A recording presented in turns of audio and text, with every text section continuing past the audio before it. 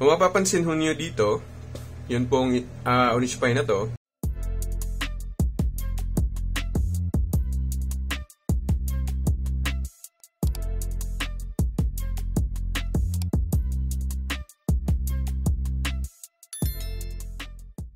hello po mga kaibigan, magandang araw po sa ating lahat.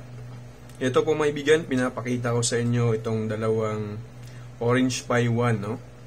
So bibigyan ko po kayo ng tip kung saan po dito yung original na orange pie 1 talaga, no?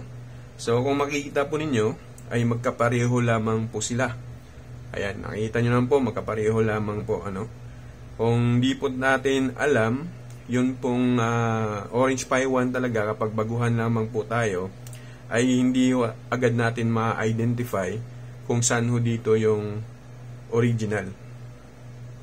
Now, kung pag-uusapan natin maibigan ang original at saka yun pong imitation, kung pag-uusapan natin yung performance, ay wala naman po talagang pagkakaiba, no?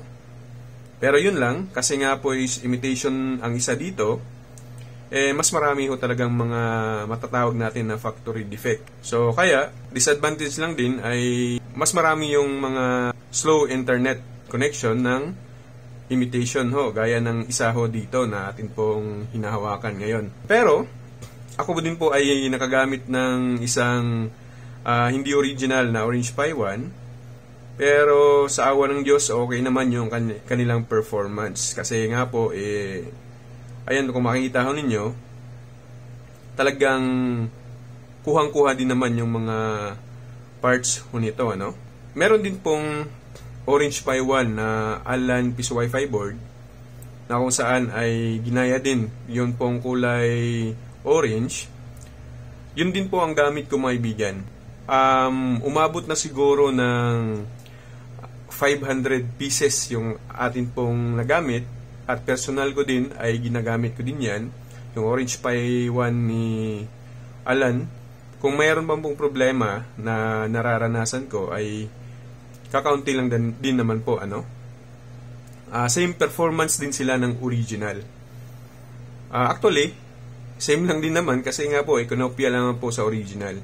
Siguro kung mayroon man pong advantages sa original, meron din po talaga, pero hindi naman po siguro malayuan, ano, yung kanilang pagkakaiba. Kasi hanggang ngayon ay gumagamit din po ako ng Allan at saka ito pong isa na hindi po original.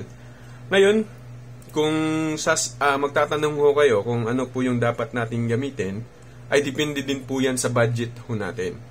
Pero ako mga kaibigan, kapag personal lang naman po yung aking pong piso wifi, yun pong nilalagay ko lang sa mga bahay-bahay, okay na po yung mga kahit ganito pong mga imitation lamang, sapagkat same lang din naman ng performance. Pero pag ako po ay nagbenta mga kaibigan sa iba, syempre mas pipiliin ko yung mga original, kasi nga po mas komportable ako doon sa mga original na ipapadala natin sa atin pong mga client or customers. Ayan po mga kaibigan, ano? Yun pong Allan din ay nagbebenta din ako noon kasi maganda din naman po yung performance. Wala pa din kasi akong nagiging problema na sabay-sabay na nagka-problema yung board na po yun. Kaya minsan, or dati, nung pong unang lumabas ang Allan, ay nagbebenta din ako.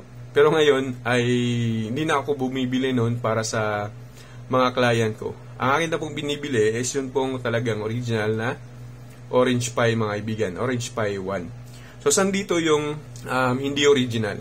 Kung mapapansin ho niyo dito, yun pong orange pie na to, wala po siyang tatak na logo po ng orange pie 1. Dito po banda. So kung eto po mga kaibigan, makita nyo po dito is meron po siyang logo ng orange pie 1. Nakita nyo po.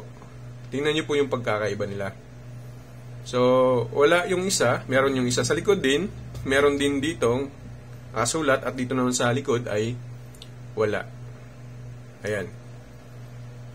Pero di ko sinasabi mga kaibigan ha, kapag meron ho tayong imitation lamang na orange pie ay matatakot na ho tayo. Kasi yun po yung nabili natin. Pero di po problema mga kaibigan kung hanggang ngayon ay nagagamit pa din po natin, no? So yun lang yung aking tip o yun lang akin pong gustong ibahagi sa inyo. At nang sa ganun ay tayo din naman po yung mamimili. So yun lang. At sana ay may natutunan ho tayo sa video na ito. Huwag niyo kaligtaan na mag-subscribe ng video na ito. I-share ho ninyo kung ito man po ay nakakatulong. At paki-like ng ating video. Pa-hit po ng ating pong notification bell para po sa mga bagong video tutorial na atin pong i-upload. So yun lamang po sa araw nito mga kaibigan. Magandang araw po sa ating lahat and God bless us all.